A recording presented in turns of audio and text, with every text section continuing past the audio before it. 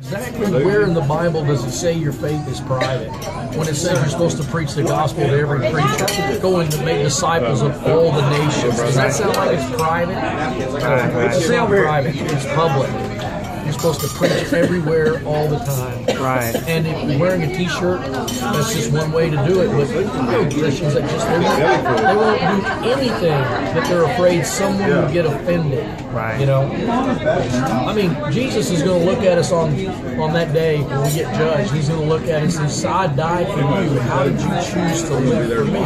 And we're going to have an answer. You know. And if you're just sitting in your church and I got saved and I got comfortable and I just hunkered down waiting for Jesus to come back, you're not going to have an answer.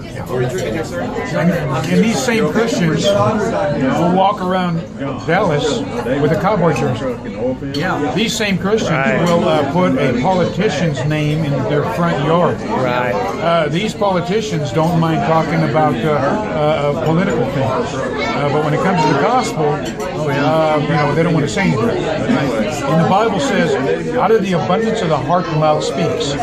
If Jesus Christ is really in that man's heart, it's going to be confirmed by those words. And so Jesus said, if you're ashamed of me, I'm going to be ashamed of you. And that was said to his disciples who gave everything up. And if context means anything, he's telling his disciples, you guys don't deny me, I won't deny you. You confess me, I'll confess you.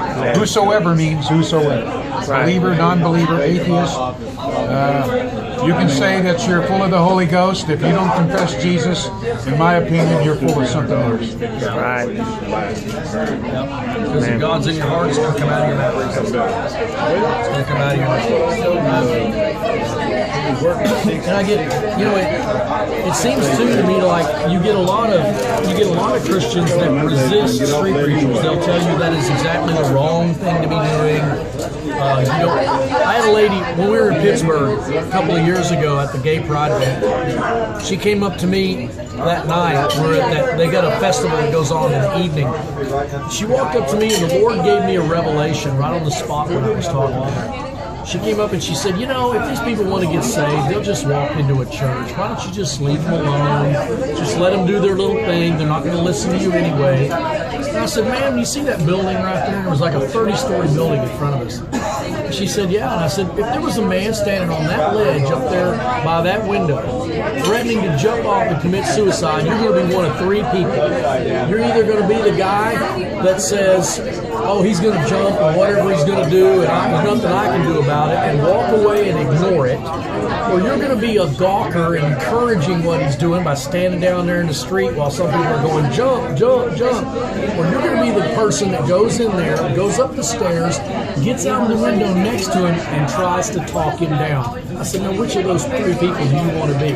She said, I want to be the one that tries to talk him down. And I said, well, that's a good Christian answer. I said, what do you think we're trying to do here? These people are standing on a ledge, overlooking the fires of hell. They're condemned by their sin, and we're going to come out here on this ledge with them and try to witness to them and talk them into coming off that ledge and coming to Christ. I don't want to walk away and ignore it because I love them, and I'm not going to stand out here in the street and make a spectacle out of it and encourage it. I'm going to go out there and talk to them and try to get them off that ledge. You know what she did? She started tearing up and she hugged me and said, that's right. And she prayed for me. She said, let me pray for you that God will make your ministry fruitful. And I thought, you know what? If I didn't reach a single homosexual person, if I at least ministered to her and corrected something in her, then maybe she'll go out.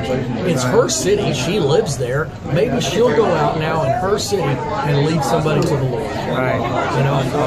So I thought that was worth it, even if the gay people didn't want us there. Amen.